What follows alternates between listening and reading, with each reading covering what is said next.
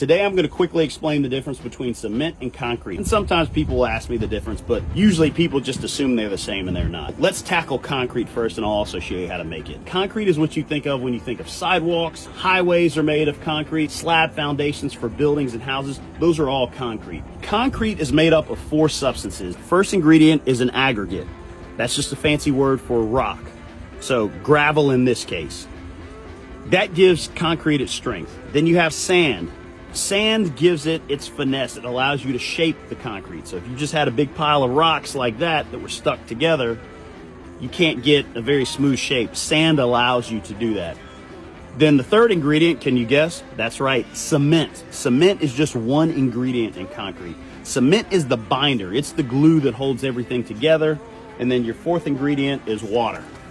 Water activates everything. That's the activator. So you mix these together and you have concrete. In order to make just a standard concrete, if you're going to do something like a slab for your patio in your backyard or something, it's 3 parts aggregate, 2 parts sand, 1 part Portland cement, and just a very little water. It may not look like those are the proportions here, but it is. I measured them out. So we'll mix them all together in this bucket.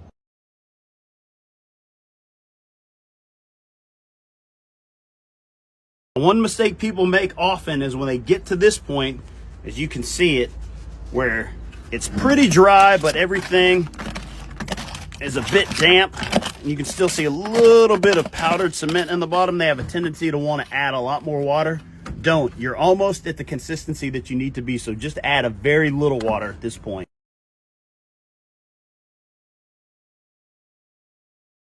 All right, so there we go. This is about the consistency you want. As you can see here, you can still see a lot of the rocks. It's a little bit soupy. Now, don't worry about that. A lot of people see that and they think that they need to add a lot more water because you can see the rocks. Once you pour it and you spread it out and you start to trowel it and you move it around a little bit, after a little while, the rocks start to sink to the bottom. And then it smooths out. And as it starts to cure, as it starts to dry, you can smooth it more and more. So you can just see right there how much smoother it is than it was 20 seconds ago. All right, I got my man Guillermo helping me out. All right, we're just doing this makeshift so that you guys can see it. We're gonna allow it to set up overnight so you can see that even though it looks like there are a lot of rocks in it, it actually comes out really smooth. And you'll see how easy it is to make something out of concrete.